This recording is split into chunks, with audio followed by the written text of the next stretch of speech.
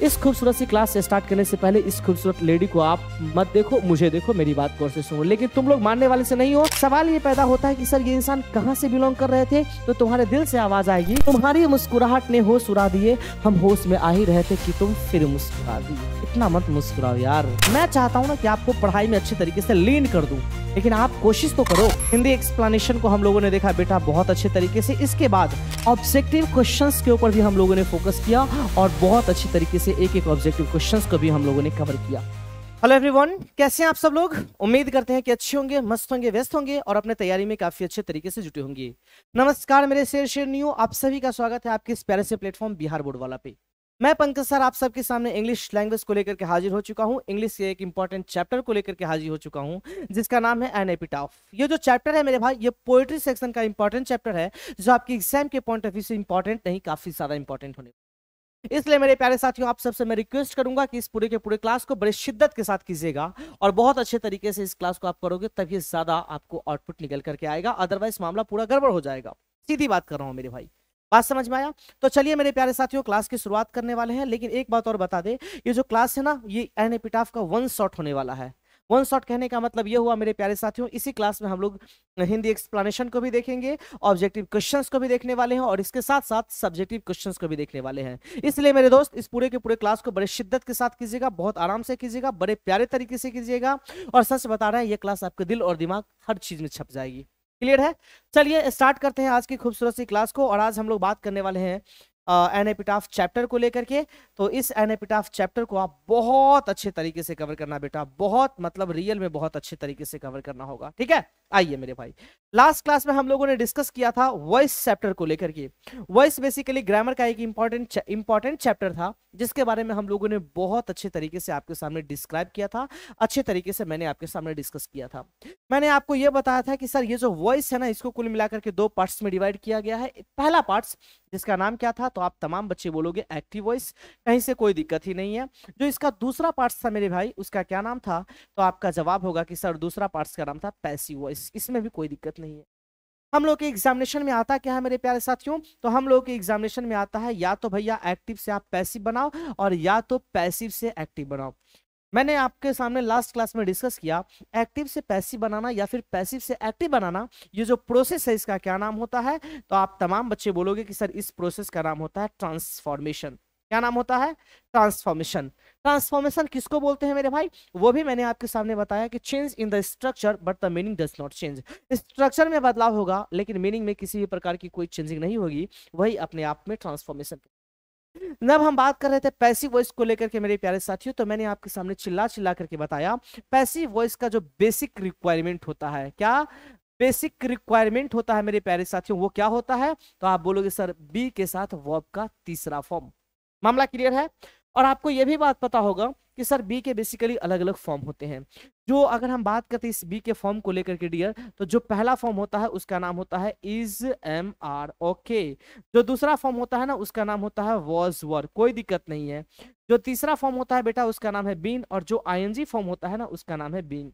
आपको अगर याद होगा तो मैंने ये भी बोला था कि सर मेन वर्ब जिस फॉर्म में रहेगा बी का वही फॉर्म आएगा। मेन वर्ब अगर फॉर्म फर्स्ट फॉर्म में है तो बी का फर्स्ट फॉर्म इग्जेमार आएगा। मेन वर्ब अगर सेकंड फॉर्म में है तो बी का सेकंड फॉर्म वर्स वर आएगा।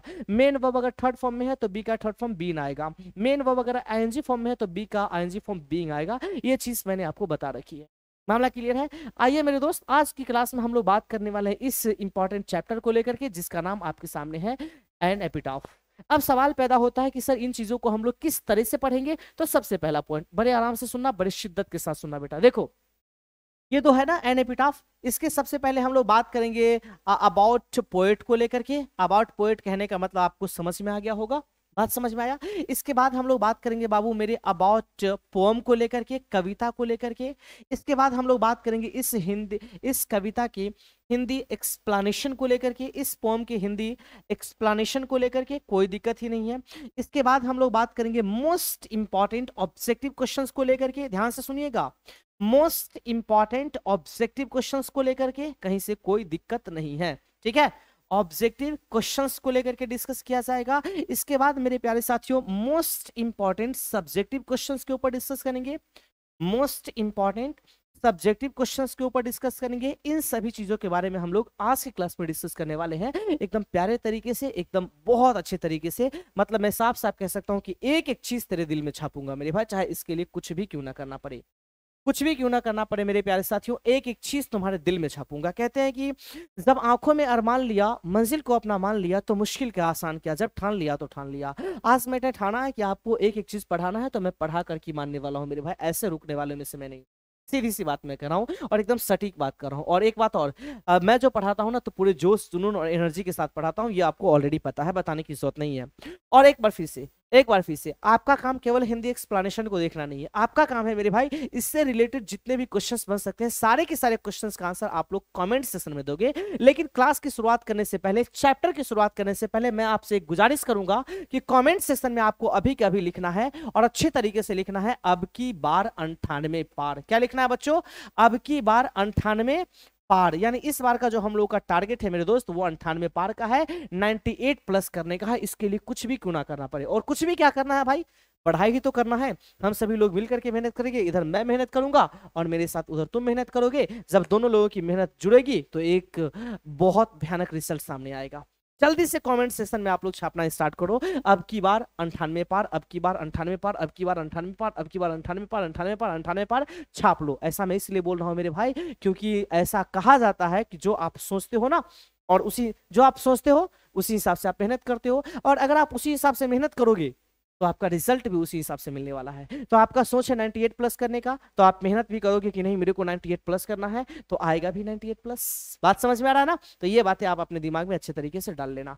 आइए मेरे प्यारे साथियों, स्टार्ट करते हैं आज की इस खूबसूरत सी क्लास को। इस खूबसूरत सी क्लास से स्टार्ट करने से पहले इस खूबसूरत लेडी को आप मत देखो, मुझे देखो, मेरी बात गौर से सुनो। लेकिन तुम लोग मानने वाले से नहीं हो, अभी भी सारे के सारे बच्चे का नजर उसी पे है, इसीलिए मेरे को ये फोटो सब लाने में मैं डरता हूँ।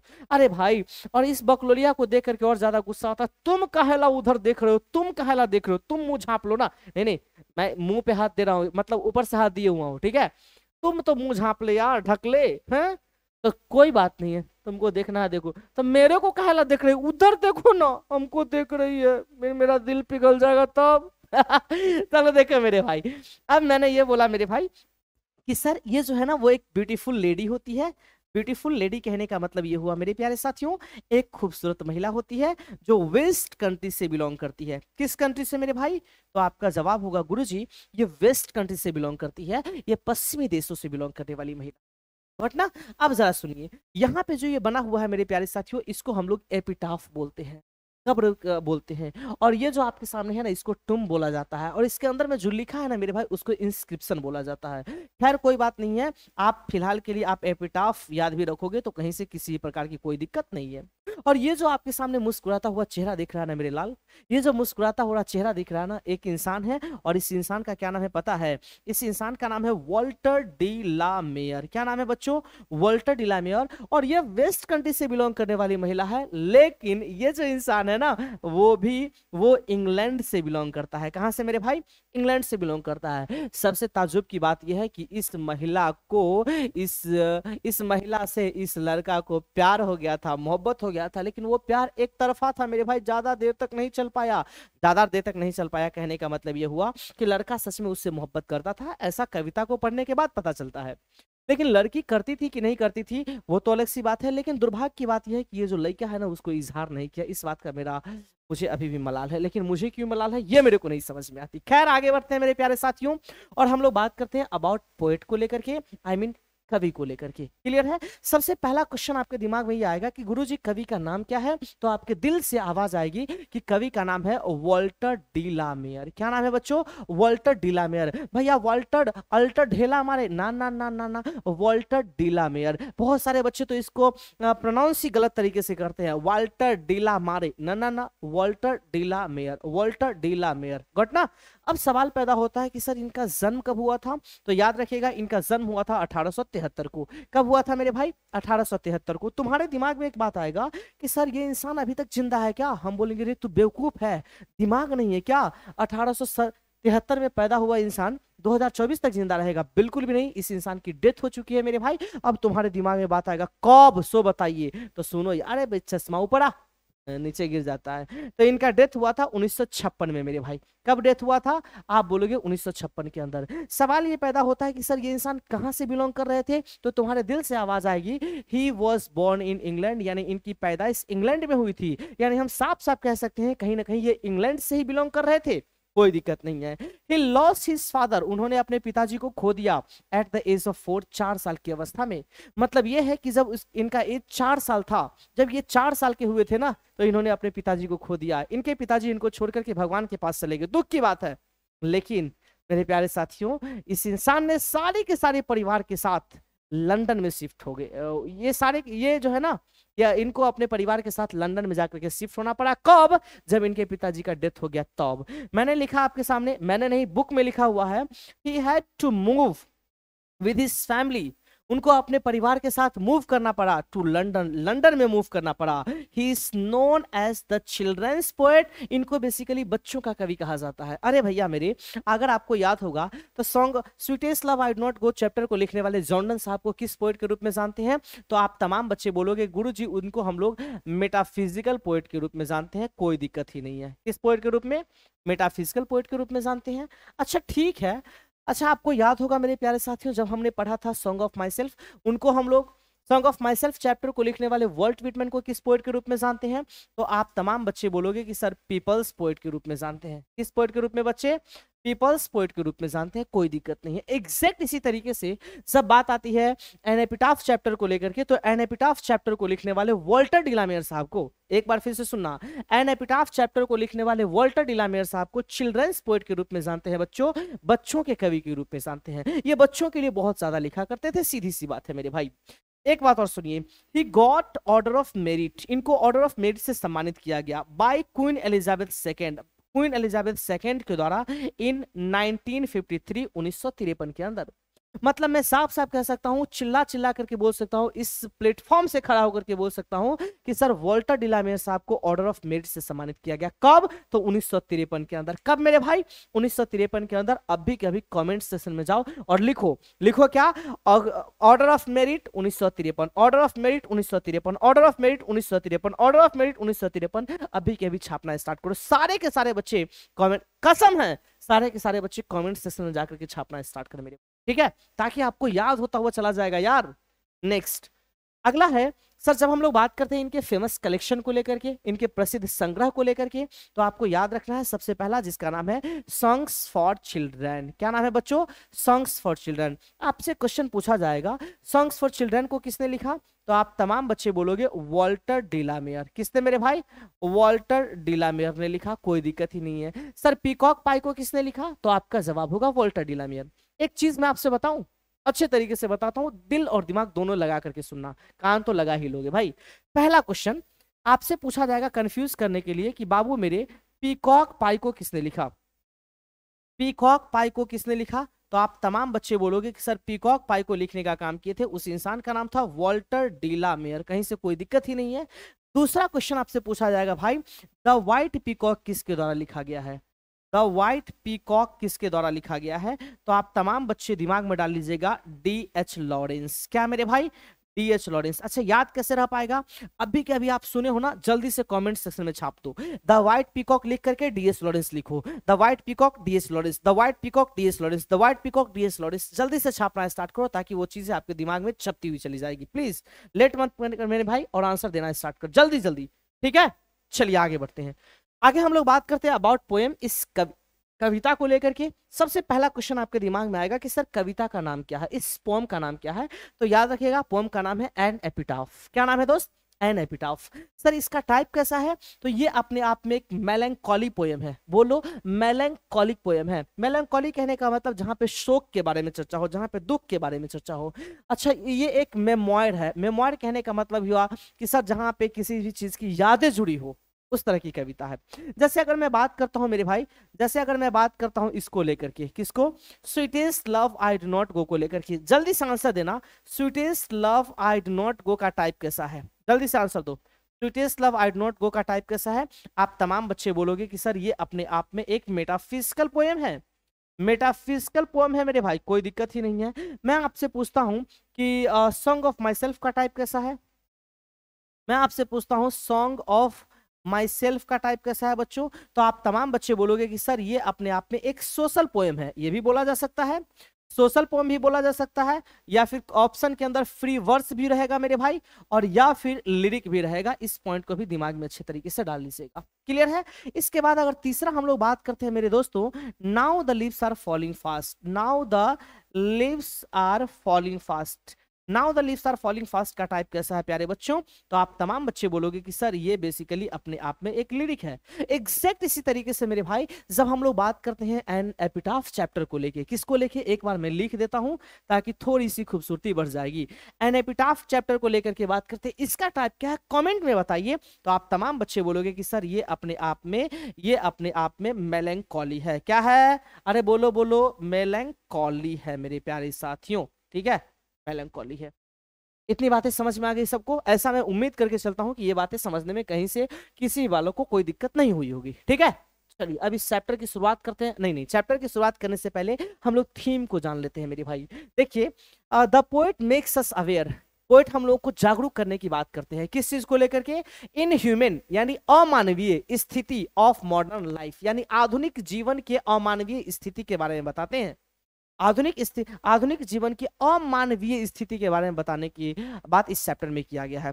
यानी इस पूरे के पूरे चैप्टर में हुआ यह है मेरे प्यारे साथियों कि एक इंसान होता है, ठीक है, एक इंसान होता है, वो कहीं ना कहीं एक लड़की के से प्यार करता है, लेकिन उस लड़की के पास जाकर के ये इजहार नहीं कर पाता है। सीधी सी बात मैं बता रहा हूँ। ठीक है, अब बात यह है मेरे प्यारे साथियों कि इस इंसान की जो लड़की है ना, इसका डेथ हो जाता है और ये इंसान इस दुनिया से चली जाती है। घूमने फिरने की काफी ज्यादा शौकीन होती है, कवि की नजर में ये काफी ज्यादा खूबसूरत होती है। पूरे की पूरे वेस्ट कंट्री की सबसे खूबसूरत महिला कवि इसी को बताते हैं। खैर ये इनकी अपनी पसंद थी, इसमें कहीं से कोई शिकायत नहीं है। और आपके लिए सबसे ज्यादा खूबसूरत पूरी दुनिया में आपके जिससे प्यार करते हो, जिससे सच्ची मोहब्बत करते हो, वही हो सकती है। सीधी सी बात कर रहा हूँ मेरे भाई। ठीक है, अब हुआ ये कि अभी ये लड़की इस दुनिया से चली जाती है, इस दुनिया से इस लड़की का डेथ हो जाता है, इसको कब्र में जाकर के दफना दिया जाता है। लेकिन ये लड़का इससे प्यार करता है, लेकिन प्यार का इजहार नहीं कर पाता है। कभी जाकर के बोलता नहीं कि मैं तुमसे सच्ची मोहब्बत करता हूँ, ऐसा कभी नहीं करता है वॉल्टर डिलामेयर। लेकिन जब फाइनली इस और ये जो लड़की होती है ना, वो काफी ज्यादा, हम कह सकते हैं कि सर मोस्ट ब्यूटीफुल, काफी ज्यादा खूबसूरत महिला होती है। सीधी सी बात बता रहा हूँ मेरे भाई, काफी मतलब काफी ज्यादा खूबसूरत महिला होती है। बात समझ में आया? और जब ये लड़की इस दुनिया से चली जाती है ना, तो ये इंसान उसके कब्र पे जाकर के रोता है, धोता है, खूब खूब रोता है और उससे बातें करने की कोशिश करता है। किस तरीके से बातें करता है वो भी मैं आपसे बताऊंगा। देखो मेरे भाई, तुम्हारी मुस्कुराहट ने होश उड़ा दिए, तुम्हारी मुस्कुराहट ने होश उड़ा दिए, हम होश में आ ही रहे थे कि तुम फिर मुस्कुरा दिए। इतना मत मुस्कुराओ यार, हैं? कैसे काम चलेगा? आगे आइए मेरे प्यारे साथियों, अब इस चैप्टर की शुरुआत करते हैं एकदम जबरदस्त तरीके से। मैं आपको एकदम सिंपल सा तरीका बताता हूँ। ये आपके सामने एक महिला दिख रही है ना, ये एक लेडी है जो काफी ज्यादा खूबसूरत है। देखो ना कितनी अच्छी दिख रही है, वाह वाह, कितनी बहुत खूबसूरत है। लेकिन दुख की बात है, तुम उधर कहाँ देख रहे हो? इधर देखो ना बच्चा सब का। अरे भैया इधर देख लो, नहीं देखेगी, ऐठी हुई है। खैर कोई बात नहीं है। अब ये जो महिला है ना, इस महिला को जरा गौर से देखो प्यारे बच्चों। ये महिला जवान है ना? अब कितनी ज्यादा खूबसूरत दिख रही है, लेकिन कुछ समय के बाद जब ये बूढ़ी हो जाती है, तब इनका चेहरा कैसा हो जाता है? इनके पूरे के पूरे फेस पे, इनके पूरे के पूरे बॉडी में वो झुर्रियां पड़ने स्टार्ट हो जाती है। अरे भाई आप अपने घर में देखो ना, हम लोग के घर में देखो, जो दादी माँ होती है या फिर जो दादाजी है ना, वो भी उनका जब पुराना वाला पिक्चर देखोगे मेरे भाई, वो काफी ज्यादा स्मार्ट हुआ करते थे अपने जमाने में, बहुत ज्यादा स्मार्ट हुआ करते थे। लेकिन आज उनकी हालत कैसी हो गई है जरा एक बार देखिएगा। पूरे के पूरे चेहरा में झुर्रियां पड़ गई है मेरे भाई, पूरा का पूरा चेहरा उनका एकदम ऐसा लगता है कि ये स्मार्ट है थे ही नहीं, कभी भी ऐसा फील होता है कि ये स्मार्ट थे ही नहीं। लेकिन वो भी अपने जमाने के स्टार हुआ करते थे यार, ठीक है, वो भी अपने जमाने के स्टार हुआ करते थे। तो एग्जैक्ट इसी तरीके से इस पूरे के पूरे चैप्टर में ये बोला गया है मेरे प्यारे साथियों कि जो इंसान होता है ना, उसकी जो बाहरी खूबसूरती होती है उसकी बहुत ज्यादा वैल्यू नहीं होती है। इसलिए external beauty is not the real beauty, internal beauty is the real beauty. जो बाहरी खूबसूरती होती है ना, वो वास्तविक खूबसूरती नहीं होती है, लेकिन जो आंतरिक खूबसूरती होती है मेरा बच्चा, वही वही वही वही वही रियल ब्यूटी होती है, वही वास्तविक सुंदरता होती है। बात समझ में आया? तो इस पूरे के पूरे चैप्टर में यही बोला गया है कि समय के साथ इतना ज्यादा चेहरे पे घमंड नहीं लोगों को करना चाहिए, क्योंकि वो चेहरा तो आज न कल चला जाएगा मेरे भाई। आज तुम बहुत ज्यादा अच्छे दिख रहे हो, लेकिन एक समय ऐसा आएगा जो तुम बदसूरत दिखोगे। बदसूरत कहने का मतलब तुम्हारी जो फेस है, तुम्हारा जो बॉडी है, एग्जैक्ट ऐसा ही नहीं रहने वाला है। इसलिए घमंड मत करो अपने चेहरे का। मैं किसी को बोल नहीं रहा हूं, बस समझा रहा हूं। कभी बेसिकली कब्र पे गए हुए हैं मेरे प्यारे साथियों, और कब्र पे जाकर के क्या बोलते हैं, बोलते हैं here lies a most beautiful lady, यहाँ एक सुंदर महिला लेटी हुई। लाई का मतलब लेटा होना। ये जो मोस्ट है ना, ये सुपरलेटिव डिग्री है। कोई बच्चा बोलेगा कि सर सुपरलेटिव डिग्री से पहले आर्टिकल द आता है, लेकिन यहाँ पे आर्टिकल अ लगा गया है। कोई दिक्कत नहीं है, कवि आजाद होते हैं अपने लैंग्वेज में लिखने के लिए। कवि पे आप उंगली उठाने की गुस्ताखी मत करो, ठीक है। बोला गया here lies most beautiful lady, यहाँ एक सुंदर महिला लेटी हुई है। वही सुंदर महिला जो अब इस दुनिया से जा चुकी है, वो कब्र में लेटी हुई है। Light of step and heart was seen. ये जो लाइट ऑफ स्टेप है प्यारे बच्चों, light of step and heart, इसका मतलब होता है घूमने फिरने की शौकीन। यानी जी वो जो महिला लेटी हुई है ना, वो महिला घूमने फिरने की काफी ज्यादा शौकीन थी। हमेशा घूमना फिरना पसंद करती थी, अकेले कहीं भी चली जाती थी, बैग उठाती थी, चली जाती थी, घूम फिर करके फिर वापस आ जाती थी। घूमने फिरने की बड़ा शौकीन थी। लेकिन आज स्थिति ऐसा हो चुका है कि वो महिला इस कब्र में लेटी हुई है। आई थिंक, मुझे ऐसा लगता है, she was the most beautiful lady. मुझे ऐसा लगता है कि ये जो महिला है ना, वो सबसे ज्यादा खूबसूरत महिला है। इससे ज्यादा खूबसूरत महिला मैंने आज तक नहीं देखा, और उम्मीद करते हैं कि ऐसी महिला कभी पैदा भी नहीं होगी।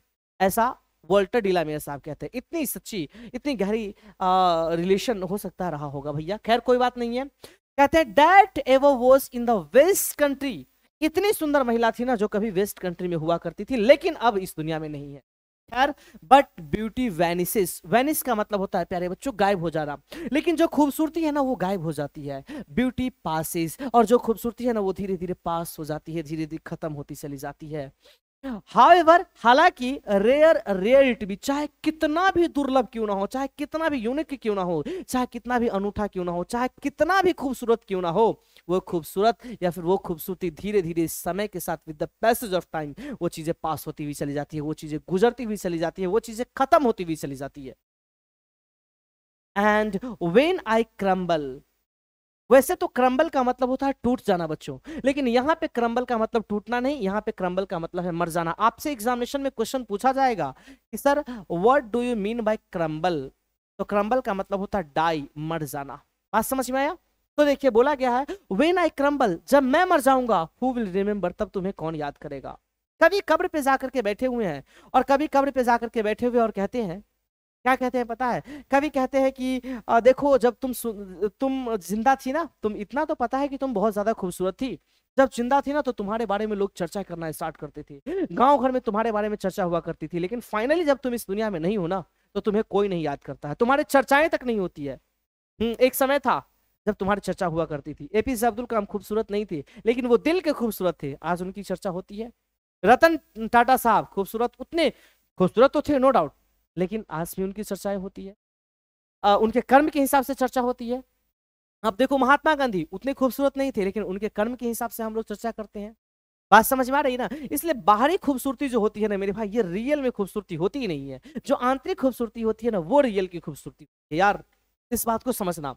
तो कहते हैं कि जब तुम जिंदा थी ना, तो तुम्हारे बारे में लोग चर्चा किया करते थे, लेकिन जब तुम फाइनली मर गए, तुम्हारे मरे हुए वर्षों हो गए हैं, अब तुम्हें कोई याद नहीं करते हैं।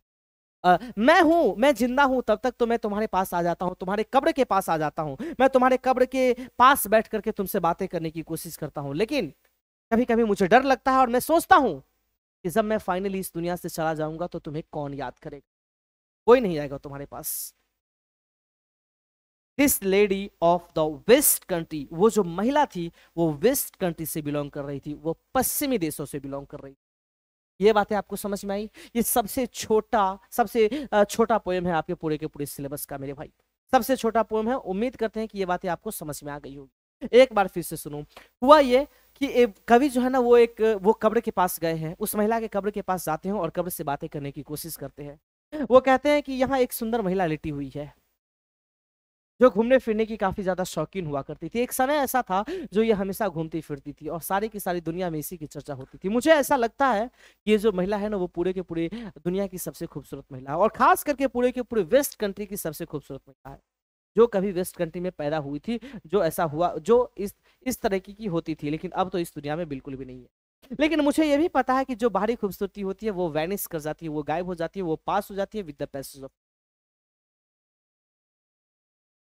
और कहते हैं कि व्हेन आई क्रम्बल, जब मैं मर जाऊंगा, हु विल रिमेंबर, तब तुम्हें कौन याद करेगा? कोई याद नहीं करेगा। बात को लेकर के वो रोते हैं और इनको इस बात का डर होता है। उम्मीद करते हैं मेरे प्यारे बच्चों कि आप तमाम बच्चों को समझ में आ गया। अगर समझ में आ गया है तो ईमानदारी से दिल पे हाथ रख करके, दिल फेंक करके कमेंट सेक्शन में मारो मेरे भाई। जल्दी से दिल का इमोजी जल्दी से आप कमेंट सेक्शन के अंदर भेज दो, ताकि मुझे पता चले कि मेरे तमाम बच्चों को 5 दिल भेजो मेरे भाई। आप तमाम बच्चों को बहुत अच्छे तरीके से समझ में आ गया। अगर समझ में आ गया तो ही ऐसा करना मेरी जान, अदरवाइज मत कर। ठीक है, ठीक है प्यारे बच्चों, ठीक है प्यारे बच्चों, इतनी बात समझ में आई? बोलो बोलो बोलो, जल्दी बोलो, सारे के सारे लोग जल्दी से कमेंट सेक्शन में जाओ और भैया और लाल वाला दिल फेंक करके मारो यार। दिल से मैं मार खाने के लिए तैयार हूं, दिल से मार खाने के लिए तैयार हूं। दो दिल मिल रहे हैं मगर चुपके चुपके। चलिए मेरे प्यारे साथियों, अब हम लोग ऑब्जेक्टिव क्वेश्चंस के ऊपर मूव करते हैं मेरे भाई। अब एक बार फिर से बताते हैं, अभी से जो ऑब्जेक्टिव क्वेश्चन आपके सामने आने वाले हैं ना, अब इस ऑब्जेक्टिव क्वेश्चन को आप भी सॉल्व करना स्टार्ट करो, मेरे साथ आप बनाना स्टार्ट करो और कमेंट सेक्शन में उसका आंसर भी देना स्टार्ट करो, ताकि मुझे पता भी तो चले कि रियल में आप पढ़ाई कर रहे हो और आपको भी तो पता चले कि हाँ हम कितने क्वेश्चन का आंसर सही दे पा रहे हैं। तो कमेंट सेक्शन में दो यार, कोई दिक्कत नहीं है, कहीं से कोई फर्क नहीं पड़ता है। क्वेश्चन आपके सामने है, who has compose the poem an epitaph. An epitaph जो चैप्टर है इसको लिखने का काम किसने किया? ऑप्शन आपके सामने Walter de la Mare, W.H. Auden, W. Yeats या फिर नॉन ऑफ दिस। तो आप तमाम बच्चे बोलोगे और सही तरीके से बोलना स्टार्ट कर दोगे Walter de la Mare, that means A for apple आपके सेंटेंस का बिल्कुल सही। थोड़ा सा मैं वॉल्टर डिलामियर साहब को एक्सप्लेन करने की कोशिश करूंगा प्यारे बच्चों।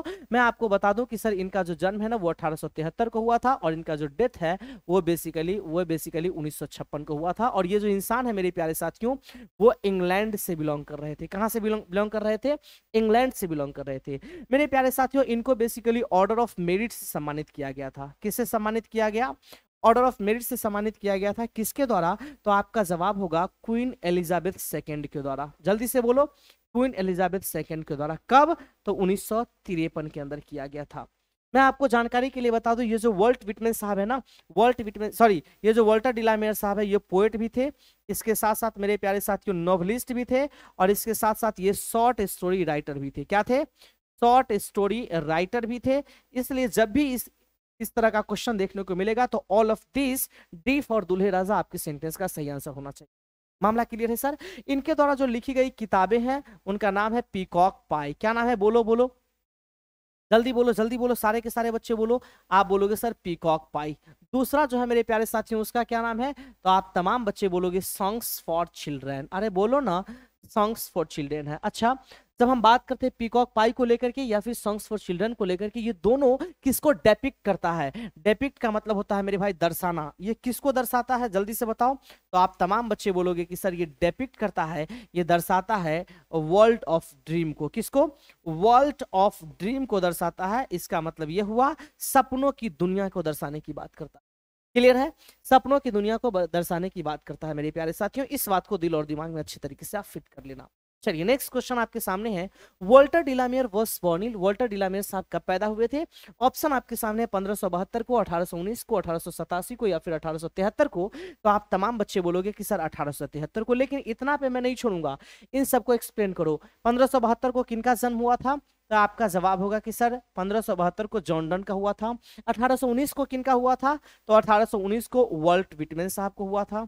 वॉल्ट विटमैन साहब को हुआ था। 1887 में किनका हुआ था बच्चों? तो आप तमाम बच्चे बोलोगे कि सर 1887 के अंदर रिपर्ट ब्रूक का जन्म हुआ था। आपसे एक क्वेश्चन मैं पूछना चाहता हूं, आपसे एक क्वेश्चन मैं अभी के अभी पूछना चाहता हूं प्यारे बच्चों, लीव्स ऑफ ग्रास किसके द्वारा लिखा गया? कमेंट सेक्शन में आंसर दो। लीव्स ऑफ ग्रास किसके द्वारा लिखा गया है? जल्दी से कमेंट सेक्शन में आंसर देना स्टार्ट कीजिए।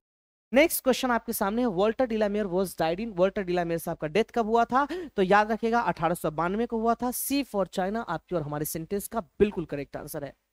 नेक्स्ट है, Walter de la Mare belongs to blank. Walter de la Mare कहां से बिलोंग करते थे? ऑप्शन आपके सामने अमेरिका से, इंग्लैंड से, इंडिया से या फिर जापान से। तो आप तमाम बच्चे बोलोगे कि सर वो इंग्लैंड से बिलोंग कर रहे थे। बी फॉर बिहारी बाबू सही जवाब है। आंसर देते रहना सारे के सारे लोग। नेक्स्ट क्वेश्चन है, Walter de la Mare was awarded blank in 1953। Walter de la Mare साहब को किस पुरस्कार से 1953 में सम्मानित किया गया? ऑप्शन आपके सामने Nobel prize, order of merit, Pulitzer prize या फिर Commonwealth award.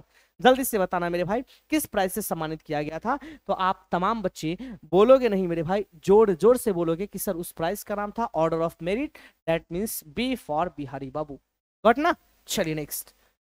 In the poem, इस कविता के अंदर, the beautiful lady belongs to a blank country, जो खूबसूरत लेडी थी वो किस कंट्री से बिलोंग कर रही थी? ऑप्शन है नॉर्थ, नॉर्थ, साउथ, वेस्ट या फिर ईस्ट। तो आप तमाम बच्चे जोर जोर से बोलोगे, चिल्ला चिल्ला करके बोलोगे west country, that mean C for China आपके और हमारे सेंटेंस का करेक्ट आंसर है। अगला है which of the following is the famous work of Walter de la Mare, निम्नलिखित में से कौन है जो वॉल्टर डिलामियर साहब का फेमस वर्क है? जल्दी से बताओ कौन है। ऑप्शन आपके सामने, लामिया, द व्हाइट पीकॉक, पीकॉक पाई या फिर ओथेलो। जरा सा मैं एक्सप्लेन कर दूं चीजों को, अरे बोलो हाँ।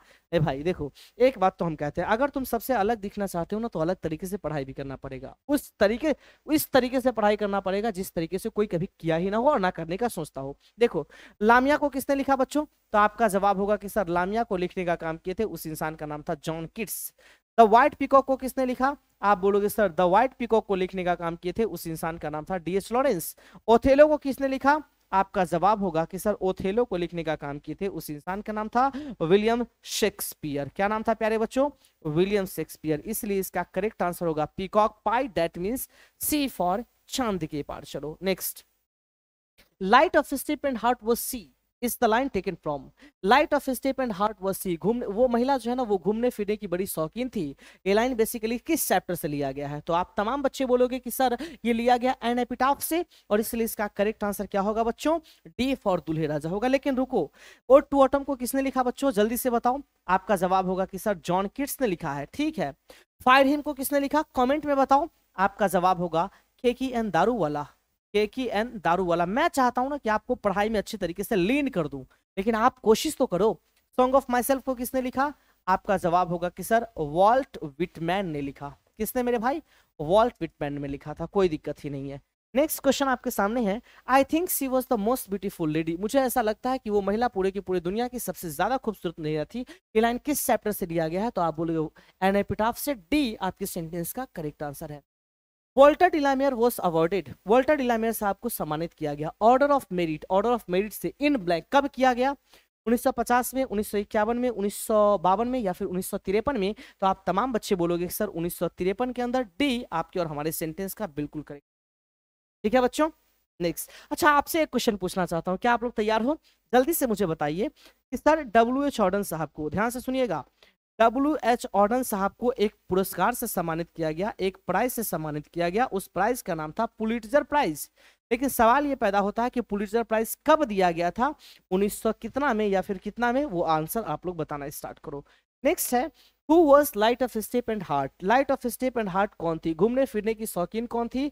ऑप्शन आपके सामने, एन ओल्ड लेडी, एक बूढ़ी औरत, एन अगली लेडी, अ ब्यूटीफुल लेडी। तो आपका जवाब होगा a beautiful lady, C for चांद के पार। चलो ठीक है बच्चा, next. Songs for children is written by, songs for children किसके द्वारा लिखा गया है? तो कोई भी बच्चा आकर के बोलेगा कि सर वॉल्टर डिलामियर के द्वारा लिखा गया। डी आपके सेंटेंस का सही जवाब है। हु थिंक्स, कौन ऐसा सोचते हैं या फिर किनको ऐसा लगता है, that lady was the most beautiful, कि वो जो महिला थी वो सबसे ज्यादा खूबसूरत महिला थी। किनको लगता है? इस चैप्टर के पोएट को लगता है। पोएट का नाम क्या है? वॉल्टर डिलामियर। इसलिए इसका करेक्ट आंसर क्या होगा बच्चा? डी फॉर दुल्हे राजा, कोई इश्यू नहीं है। Next, an epitaph deals with a beautiful blank, an epitaph जो है वो एक सुंदर किसके साथ डील करता है? ऑप्शन आपके सामने, अ beautiful lady, a beautiful baby, a beautiful boy या फिर अ ब्यूटीफुल गर्ल। तो आप बोलोगे अ ब्यूटीफुल लेडी, ए फॉर आओ कभी बिहार बोर्ड वाला पर आपके सेंटेंस का सही जवाब। नेक्स्ट है, बट ब्यूटी वेनिसेस, हाँ किंतु ब्यूटी पास हो जाती है, गायब हो जाती है, ब्यूटी पासेस। ये लाइन कहां से लिया गया है? तो याद रखिएगा प्यारे बच्चों, अगर कहीं पर भी आपको ब्यूटी देखने को मिल जाए, कहीं पर भी आपको लाइट देखने को मिल जाए, ठीक है, कहीं पर भी आपको लाई देखने को मिल जाए, तो चुपचाप से आपको समझ लेना है कि ये लिया गया है एन एपिटाफ से। कहां से बच्चों? एन एपिटाफ से लिया गया है। इसलिए इसका करेक्ट आंसर होगा बी फॉर बिहारी बाबू। सारे के सारे बच्चे आंसर देते रहना, ठीक है? ये मत सोचना मेरे भाई, ये तो मैं बहुत अच्छा क्लास इसको मानता हूँ यार, कि बहुत ज्यादा बातें भी नहीं होती और जल्दी से हम लोग बहुत हैवी कंटेंट भी ले लेते हैं, बहुत ज्यादा ले लेते हैं, ठीक है? चलिए अगला क्वेश्चन है, the term crumble is used in this poem means, sir crumble शब्द का इस्तेमाल इस पूरे के पूरे कविता में किया गया है। क्रम्बल, इस क्रम्बल का रियल में मतलब क्या होता है? आपके एग्जामिनेशन में यहां से क्वेश्चन आएंगे बालक। देखो, फीबल का मतलब क्या होता है? आपका जवाब होगा वीक होता है गुरुदेव, कमजोर होता है। वियरीनेस का मतलब क्या होता है? तो वियरीनेस, वियरीनेस का मतलब क्या होता है? तो आपका जवाब होगा थकान होता है, दैट मीन्स टायर्डनेस होता है, कोई दिक्कत ही नहीं। ठीक है। आपसे क्वेश्चन पूछा जाएगा कि सर क्रम्बल का मतलब क्या होता है, तो याद रखिएगा क्रम्बल का मतलब डाई होता है, मर जाना।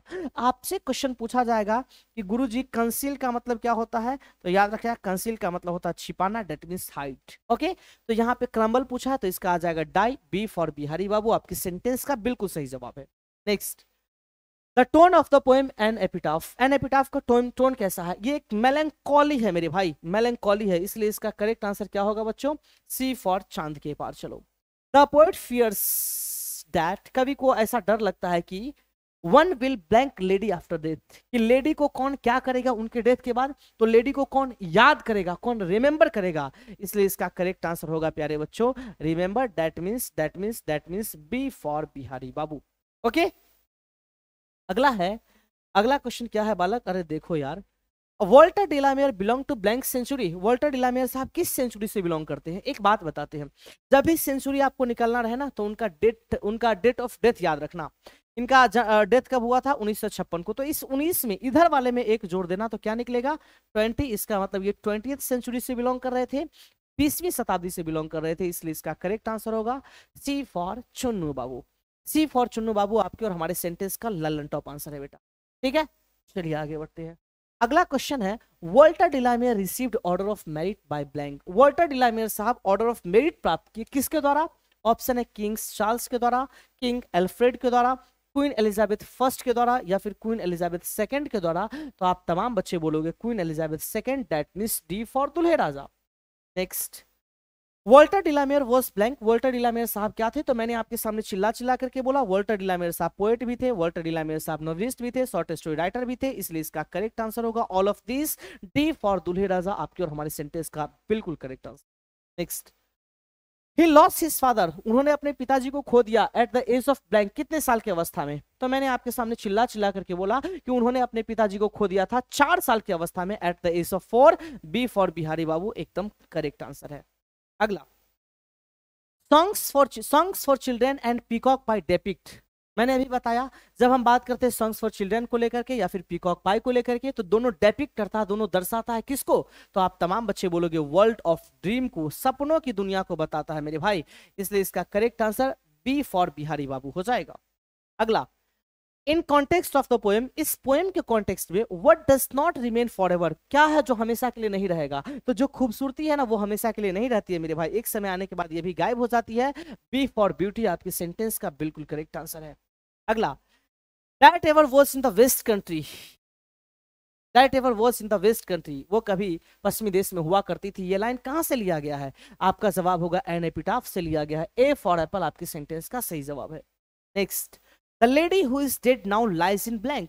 एक ऐसी महिला जो अब मर चुकी है, जिनका अंत हो चुका है, वो कहां लेटी हुई है, हाउस में, फील्ड में, ग्रेव में, तो आपका आंसर आएगा ग्रेव, कब्र के अंदर लेटी हुई है, सी आपके सेंटेंस का करेक्ट आंसर है।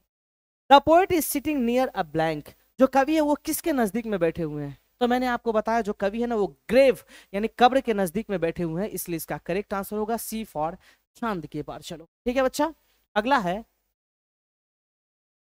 अगला क्वेश्चन आपके सामने है, Walter de la Mare is a famous as a blank. Walter de la Mare किस रूप में प्रसिद्ध थे, ऑप्शन है नेचुरल पोएट, ना बाबा ना, वॉर पोएट, तो वॉर पोएट जो है ना वो तो रिपर्ट ब्रूक है, कोई दिक्कत ही नहीं है, कौन है, रिपर्ट ब्रूक है साहब, ठीक है। रोमांटिक पोएट कौन है, तो आपका जवाब होगा कि sir romantic poet John Keats है, कहीं से कोई समस्या ही नहीं, इसका करेक्ट आंसर होगा children's poet, B for Bihari बाबू आपके और हमारे सेंटेंस का बिल्कुल करेक्ट आंसर है मेरे साथ, बिल्कुल करेक्ट आंसर है, गलती नाम का चीज हो ही नहीं सकता।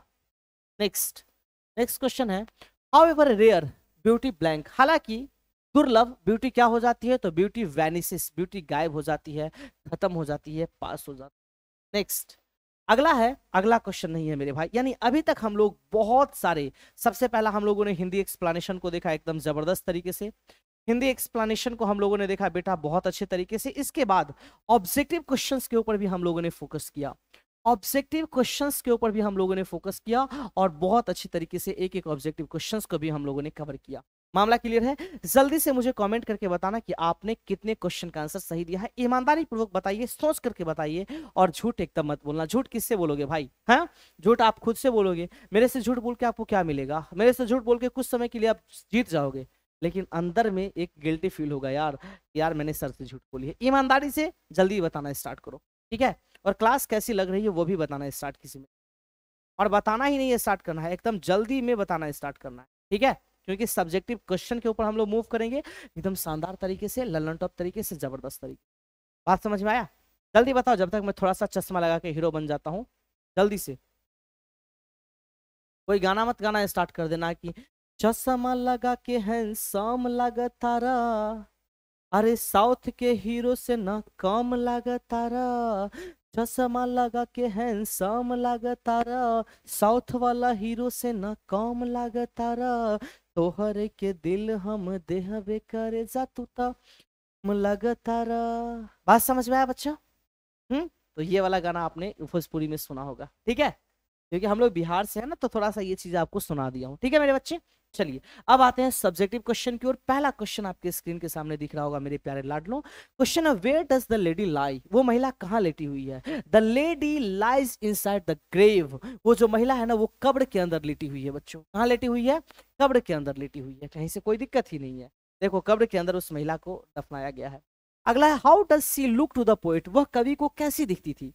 कवि के नजर में उनका स्वभाव कैसा था? कवि के नजर में उनका ब्यूटी कैसा था? तो यहाँ पे लिखा गया सी लुक्स द पोएट, वो दिखती थी कवि को द मोस्ट ब्यूटीफुल लेडी, सबसे खूबसूरत महिला that ever lived in the west country, जो कभी पश्चिमी देश में हुआ करती थी लेकिन अब तो इस दुनिया से जा चुकी है। अगला है was she kind and considerate lady, क्या वह दयालु और विचारशील महिला थी? यस यस यस, एकदम सही बात है। Yes she was a kind and considerate lady, हाँ वो दयालु और विचारशील महिला थी। बिकॉज क्योंकि the poet call her ironically, अरे भैया क्योंकि कवि उसे प्रतिकूल तरीके से पुकारते थे। काफी ज्यादा वो काइंड, काफी ज्यादा वो दयालु थी। देखो ना यार कितनी दया भावना दिखा रही है। अगला है what does the poet think about beauty, कवि सुंदरता के बारे में क्या सोचते हैं?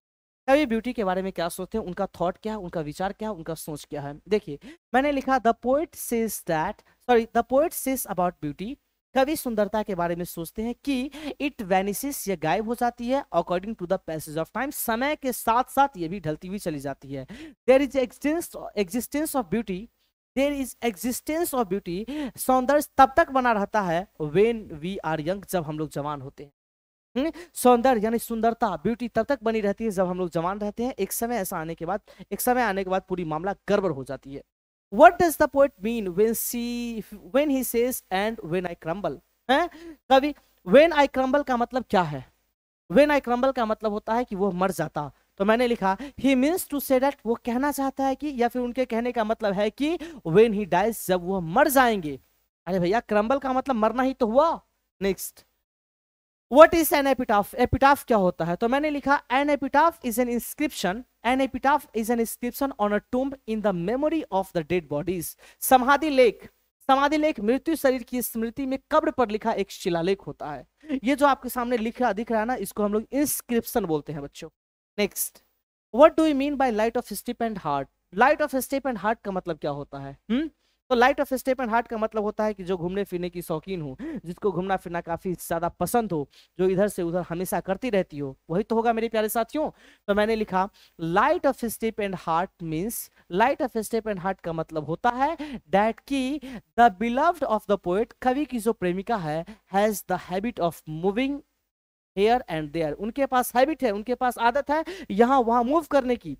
And has no commitment for love at all, और प्यार के प्रति उसकी कोई प्रतिबद्धता नहीं है। सी वॉज, अच्छा यहाँ आपसे छोड़ देना इसको, ठीक है, ये थोड़ा सा मिस्टेक कर दिया है, ज्यादा काबिल है ना तो मिस्टेक कभी कभी कर देता है। ज्यादा काबिल जो होगा प्यारे बच्चों वो मिस्टेक कर ही देगा, ठीक है, और यहाँ पे ज्यादा काबिल होने की वजह से मिस्टेक हुआ है। खैर कोई बात नहीं है, इसको मिटा देना है बेटा, ठीक है, इसको मिटा देना। चलिए आगे बढ़ते हैं।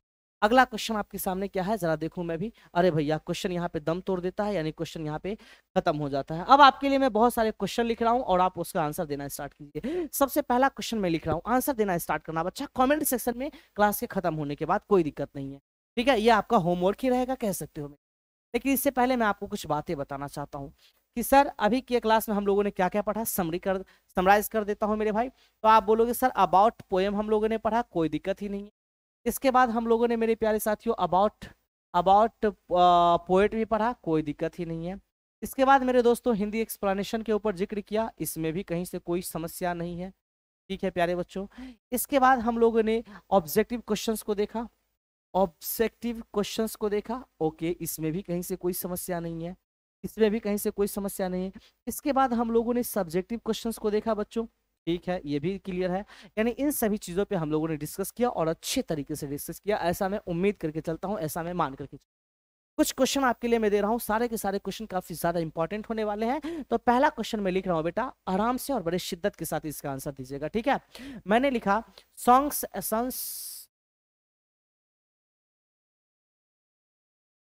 Songs and sonnets, songs and sonnets किसके द्वारा लिखा गया है, आंसर आप बताना स्टार्ट कीजिएगा।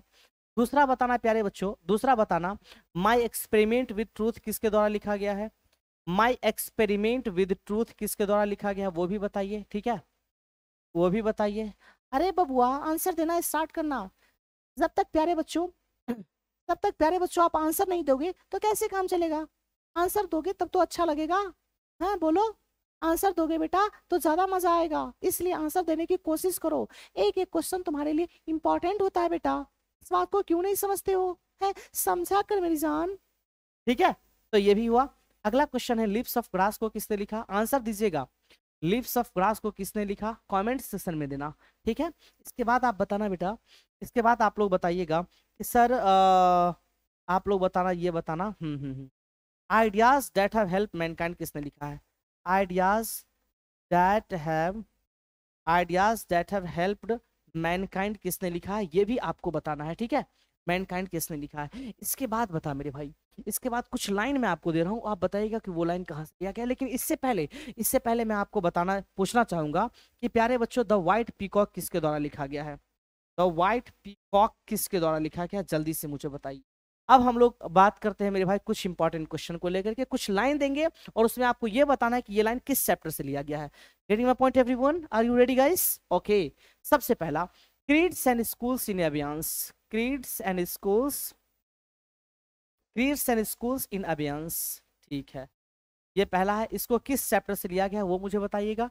दूसरा क्वेश्चन आपके सामने मैं दे रहा हूं मेरे भाई, दूसरा क्वेश्चन मैं बोल रहा हूं yester night the sun went hence, yester night the sun went hence, the sun went hence, hence and it is here today, and it is here today, it is here today। कल रात सूरज यहाँ से चला गया और आज फिर वापस आया, ये किस चैप्टर से लिया गया है। नेक्स्ट बताना मेरे बच्चों, नेक्स्ट बताना light of step and heart, light of step, light of step and heart, step and heart, heart she was या was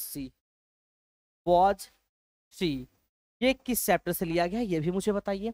एक और लास्ट क्वेश्चन मैं आपके सामने फेंक रहा हूं प्यारे बच्चों, बड़े आराम से जवाब दीजिएगा। Nurses to the grave are gone, nurses to the grave, nurses to the grave are gone, grave are gone, ये किस चैप्टर से लिया गया ये भी मुझे बताइए। कुल मिलाकर के आपके सामने ऑलमोस्ट मैं 9 क्वेश्चन दिया हूं प्यारे बच्चों, सारे के सारे बच्चे कमेंट सेक्शन में आंसर देना। अगर आंसर नहीं दोगे तो कैसे काम चलेगा यार, मेहनत करते हैं तो उसका परिणाम भी सामने में दिखना चाहिए, बात समझ में आया। अगर हम सब लोग मेहनत करते हैं प्यारे बच्चों तो उसका परिणाम सामने में दिखना चाहिए, अगर सामने में नहीं दिख रहा है इसका मतलब गड़बड़ है मामला, ठीक है। तो कैसी लगी क्लास मेरे प्यारे साथियों ये मुझे जरूर बताइएगा। और मैं आपको साफ साफ बताना चाहता हूँ, बड़े प्यार से बड़े शिद्दत के साथ बताना चाहता हूँ कि सर ये जो क्लास थी ना वो 1 शॉट क्लास थी। एक बार मैं फिर से बोल दूं, ये 1 शॉट क्लास थी, एक ही क्लास में मैं पूरे के पूरे चैप्टर को फिनिश किया, मैंने पूरे के पूरे चैप्टर को एक ही क्लास में फिनिश किया मेरे प्यारे बच्चों। बस शानदार तरीके से पढ़ाई करते रहो, जबरदस्त तरीके से पढ़ाई करते हो। मेरी तो इच्छा ये है कि आपके बच्चों को भी पढ़ाऊं, आपके बच्चे के नहीं, आपके बच्चे के बच्चे को पढ़ाऊं, यानी आपके पोता पोती को पढ़ाऊं। ऐसा मैं मान करके, ऐसा मेरा सोच है, पढ़ाऊं। ए बच्चा आज हम लोग पढ़ेंगे एन एपिटाफ चैप्टर को, एन एपिटाफ चैप्टर को जिसने लिखा है बेटा उसका नाम है वाल्टर डी ला मेयर। बूढ़े हुए रहेंगे लेकिन फिर भी मैं आपको पढ़ाऊंगा, आपको नहीं आपके बच्चे को पढ़ाऊंगा, उनके बच्चे को बात समझ आया? मेरा पढ़ाना शौक है यार, पढ़ाता रहूंगा। तो आज की क्लास कैसी लगी है बेटा, ये मुझे कमेंट सेक्शन में जरूर बताना। उम्मीद नहीं, मुझे पूरा विश्वास है यार कि बहुत शानदार लगी होगी। मैंने बड़े प्यार से पढ़ाया, बड़े शिद्दत के साथ पढ़ाया है, और एक एक चीज तुम्हारे दिल में उतरा होगा। अगर तुम दिल खोल कर देखोगे ना, तो यहाँ पे पूरा एकदम छापा हुआ होगा, पूरा एकदम लिखा होगा। एक एक बात जो जो मैं बोला हूँ ना, सब चीज दिल पे लिखा होगा। ऐसा मैं लिख करके आपको दे रहा हूँ, आप देखो कभी खोल के, कभी चीरना ना, तो आपको मिल जाएगा वो चीजें। मैं सच बता रहा हूँ सब, मैं सच बता रहा हूँ, ठीक है? लेकिन कोशिश करो अभी मत चिढ़ो यार, अभी चिढ़ोगे तो मामला गड़बड़ हो। ठीक है, चलिए मेरे प्यारे साथियों, मुलाकात का अगली क्लास में। तब तक के लिए bye bye, take care, love you all. जय हिंद एवरीवन। हंसते रहिए, मुस्कुराते रहिए, और अपने सपनों को पूरा करने के लिए जी जान से मेहनत करते रहिए। Bye bye.